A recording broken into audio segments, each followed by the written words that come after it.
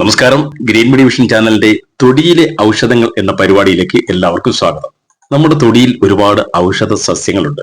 പണ്ട് ഒന്ന് മറിഞ്ഞു വീണാലോ, അല്ലെങ്കിൽ ഒന്ന് പനി വന്നാലോ, അല്ലെങ്കിൽ എന്തെങ്കിലുമൊക്കെ നീർക്കെട്ടുണ്ടായാലോ, വയറിന് അസുഖം വന്നാലോ ഒക്കെ നമ്മുടെ മുത്തച്ഛന്മാരും മുത്തശ്ശിമാരും ഒക്കെ നമുക്ക് പലവിധ ആയുർവേദ കൂട്ടുകൾ ഉണ്ടാക്കി തന്നിരുന്നു. അതെല്ലാം നമ്മുടെ വീട്ടുപറമ്പിൽ നിന്നുള്ള ആയുർവേദ ഔഷധങ്ങളായിരുന്നു എന്നുള്ളതാണ് ഏറ്റവും വലിയ പ്രത്യേകത. പക്ഷെ ഇതിനെക്കുറിച്ചൊക്കെ അറിയാവുന്നവർക്ക് മാത്രമേ ഇത് ഉപയോഗിക്കാൻ പറ്റൂ. അങ്ങനെ അറിയാത്ത കാര്യങ്ങളെ പറ്റിയുള്ള കാര്യങ്ങൾ അറിയാതെ ചെയ്താൽ പ്രശ്നങ്ങൾ ഉണ്ടാകും. അതുകൊണ്ട് തന്നെയാണ് ഇന്ന് നമ്മുടെ വീട്ടുപറമ്പിലെ നല്ല ഒരു ഔഷധത്തെ പറ്റി പറയുന്നത്. നമ്മുടെ വീട്ടുമുറ്റത്തും പറമ്പിലും വഴിയോരങ്ങളിലും കാണുന്ന മുക്കുറ്റിയെ കുറിച്ചാണ് പറയുന്നത്. ഗ്രാമീണ സംസ്കൃതിയുടെ അടയാളമായ ദശപുഷ്പങ്ങളിൽ ഏറെ പ്രാധാന്യമുള്ള ഒരു ഔഷധ സസ്യമാണ് മുക്കുറ്റി. നമ്മുടെ വീട്ടുമുറ്റത്തും പറമ്പിലും ധാരാളം കാണാറുണ്ട്. പക്ഷേ ഇതിന്റെ ഗുണങ്ങൾ ആർക്കും അറിയില്ല. അറിയാവുന്നവരുണ്ട്, ഇല്ലെന്നല്ല. ദശപുഷ്പങ്ങളിൽ ഏറെ പ്രാധാന്യമുള്ള ഔഷധം എന്ന് പറയുമ്പോൾ ബയോപിറ്റിയം സെൻസിറ്റിവിയം എന്ന ശാസ്ത്രനാമമുള്ള മുക്കൂറ്റി ഒട്ടേറെ ദേശനാമങ്ങളിൽ ആണ് കേരളത്തിൽ അറിയപ്പെടുന്നത്. നിലം തെങ്ങ്, ലജ്ജാലു, തീണ്ടാനഴി, ജലപുഷ്പം എന്നിങ്ങനെ പേരുകളിൽ അറിയപ്പെടുന്നു. 8 മുതൽ 15 സെന്റിമീറ്റർ ഉയരമുള്ള ഇവയ്ക്ക് 1 കൊല്ലമാണ് ആയുസ്. 5 ഇതളുകളുള്ള പൂക്കൾക്ക് 10 കേസരങ്ങളും 5 അറയുള്ള അണ്ടാശയവും ഉണ്ടാവും. വിത്തുകൾ മണ്ണിൽ വീണ് മഴയുള്ളപ്പോൾ മുളയ്ക്കും. ഉത്തേജന ഗുണമുള്ള ഒരു ഔഷധമാണ് മുക്കൂറ്റി. കർക്കിടക മാസത്തിൽ മുക്കുറ്റി ചാന്ത് തൊടുന്നതിന് പിന്നിൽ ഇത്തരത്തിൽ ഒരു രഹസ്യമുണ്ട്. കുറി അരച്ചു തൊടുന്ന ഭാഗം നാഡികൾ സമ്മേളിക്കുന്ന ഇടമാണ്. ഇവിടെ മുക്കുറ്റി അരച്ചു തൊട്ടാൽ ഈ ഭാഗം ഉത്തേജിക്കപ്പെടുകയും ആരോഗ്യകരമായ കുറെ ഗുണങ്ങൾ ഉണ്ടാവുകയും ചെയ്യും. മുക്കൂറ്റി തലയിൽ ചൂടിയാൽ ഭർത്താവിന് നല്ല ഇത് വരുമെന്നും വീട്ടിൽ സൂക്ഷിച്ചാൽ ദൃഷ്ടിദോഷം മാറുമെന്നുമുള്ള അനേകം വിശ്വാസങ്ങളും കേരളത്തിലുണ്ട്. ഏതായാലും മുക്കുറ്റി വലിയ ഔഷധ ഗുണമുള്ള ഒരു സസ്യം തന്നെയാണ്. ആയുർവേദ വിധിപ്രകാരം ത്രിദോഷങ്ങളായ കഫ, പിത്ത, വാതരോഗങ്ങൾക്ക് ഫലപ്രദമാണ് മുക്കൂറ്റി ഇട്ട് തിളപ്പിച്ച വെള്ളം. ഇത് കുടിച്ചാൽ പ്രമേഹം തടയാൻ ഉത്തമമാണ്. എത്ര കൂടിയ പ്രമേഹവും ഈ വെള്ളം നിത്യവും കുടിച്ചാൽ ഫലപ്രദമായി നമുക്ക് തടഞ്ഞു നിർത്താം.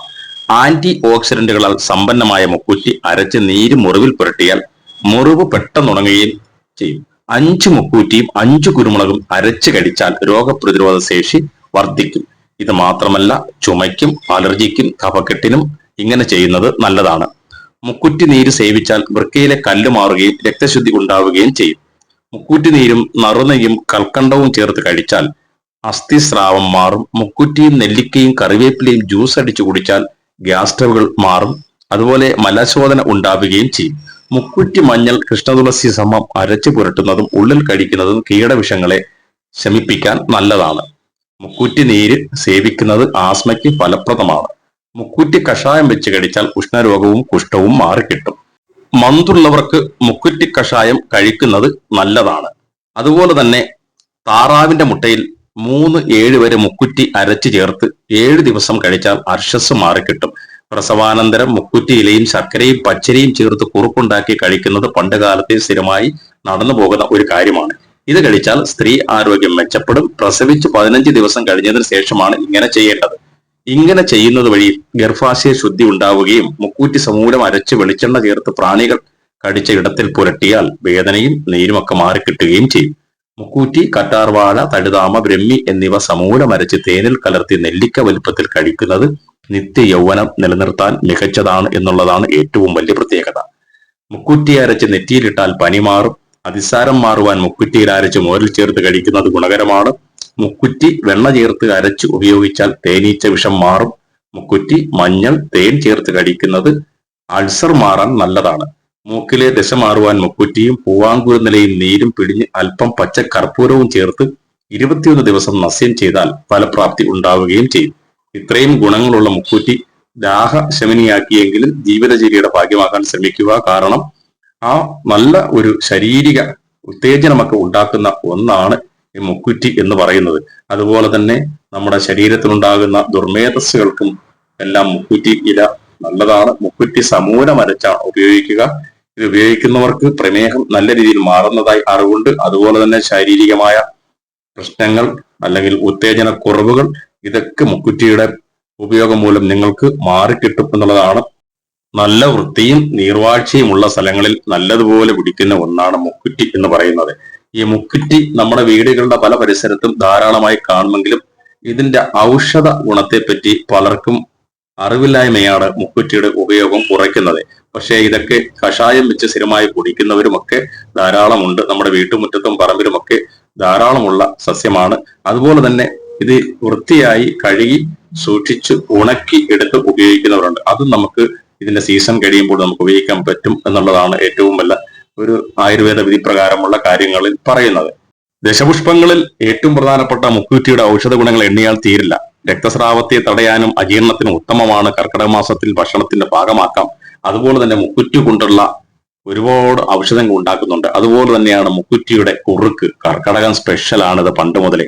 കുറുക്ക് ഇങ്ങനെ ഉണ്ടാക്കാം.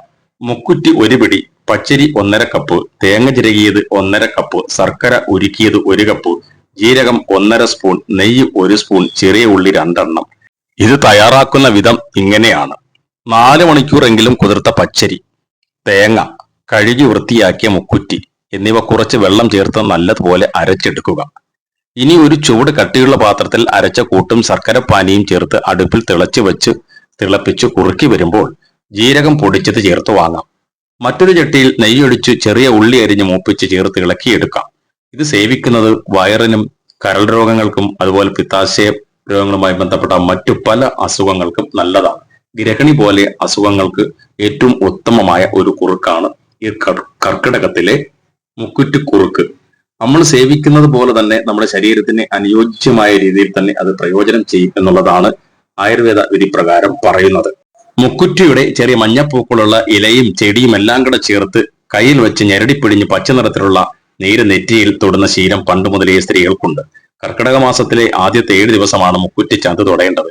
മുക്കുറ്റിപ്പൊട്ട് സ്ത്രീകൾ തൊടുക മുക്കുറ്റി പല പൂജാതി കർമ്മങ്ങൾക്ക് ഉപയോഗിക്കുന്ന ഒന്നായതുകൊണ്ട് കൂടിയാണ്. അതുകൂടാതെ തന്നെ ഇതിനേക്കാളേറെ ആരോഗ്യപരമായ ഗുണങ്ങളുള്ള ഒന്നാണിത്. മുക്കുറ്റിച്ചാന്ത് തിരുനെറ്റിയിൽ തൊടുന്നതിന് പുറകിലും ഇത്തരം ആരോഗ്യപരമായ വാസ്തവങ്ങളുണ്ട്. മുക്കുറ്റിക്ക് പല ഗുണങ്ങളുണ്ടെന്ന് പറഞ്ഞതുപോലെ ആരോഗ്യ വാസ്തവങ്ങൾ നെറ്റിയിൽ പൊട്ടു തൊടുന്ന ഭാഗം നാഡികളുടെ ഭാഗം കൂടിയാണ്, കേന്ദ്രഭാഗം കൂടിയാണ്. ഇവിടെ ഈ പൊട്ടു തൊടുന്നതിലൂടെ പ്രത്യേക ഭാഗം ഉത്തേജിതമായി ആരോഗ്യപരമായ പല ഗുണങ്ങളും ശരീരത്തിന് ലഭിക്കുന്നു. രോഗസാധ്യത ഏറെയുള്ള കർക്കിടക മാസത്തിൽ മരുന്ന് ഗുണമുള്ള മുക്കുറ്റി ചാലിച്ച് ഈ ഭാഗത്ത് തൊടുന്നതിലൂടെ ആരോഗ്യപരമായ പല ഗുണങ്ങളും ശരീരത്തിന് ലഭിക്കുമെന്നാണ് ആയുർവേദ വിധി പ്രകാരം പറയുന്നത്. സിദ്ധവൈദ്യത്തിൽ ഉപയോഗിക്കുന്ന പ്രധാനപ്പെട്ട ഒരു സസ്യമാണ് മുക്കൂറ്റി. ആയുർവേദ പ്രകാരം ശരീരത്തിലെ വാതപിത്ത കഫദോഷങ്ങൾ മാറ്റുന്നതും ശരീരത്തിന് ബാലൻസ് നിലനിർത്തുകയും ചെയ്താൽ നല്ല രോഗവിമുക്തി ഇതുമൂലം ഉണ്ടാകും. പ്രമേഹ രോഗികൾക്ക് ഏറ്റവും ഉത്തമമാണ്. പ്രഷറിനെ ശമിപ്പിക്കുകയും ചെയ്യുന്നു. അതുപോലെ പുറമെ വിഷചികിത്സയ്ക്കും ഉപയോഗിക്കുന്ന ഒന്നാണ്. വിഷജീവികളുടെ കടിയേറ്റാൽ ആ ഭാഗത്ത് അരച്ചു തേച്ചാൽ വിഷം കുറയും എന്നത് ഉത്തമമായ കാര്യമാണ്. ഏതായാലും മുക്കുറ്റിക്ക് ഇതുപോലെ ഔഷധകരമായ ഒരുപാട് കാര്യങ്ങളുണ്ട്. മുക്കുറ്റി സേവിക്കുന്നത് എന്തൊക്കെയാലും കർക്കിടക മാസത്തിൽ മാത്രമല്ല, അല്ലാത്ത സമയത്ത് മുക്കുറ്റി വീടിന്റെ പരിസരത്തുണ്ടെങ്കിൽ അത് നല്ല രീതിയിൽ ഉപയോഗിക്കുക. തിളപ്പിച്ച് വെള്ളം കുടിച്ചാൽ പോലും ശരീരത്തിന് ആവശ്യമായ ഔഷധങ്ങൾ ലഭിക്കുന്ന ഒന്നാണ് മുക്കുറ്റി. ഇതൊക്കെയാണ് ആയുർവേദ പ്രകാരമുള്ള തൊടിയിലെ ഔഷധങ്ങളെ കുറിച്ച് പറയാനുള്ളത്. ഇനിയും വീണ്ടും ഒരു ഔഷധ സസ്യത്തിന്റെ പരിചയപ്പെടുത്തലുമായി വീണ്ടും എത്താം. ഇതുവരെയും ചാനൽ സബ്സ്ക്രൈബ് ചെയ്യാത്തവർ സബ്സ്ക്രൈബ് ചെയ്യുക, ലൈക്ക് ചെയ്യുക, ഷെയർ ചെയ്യുക.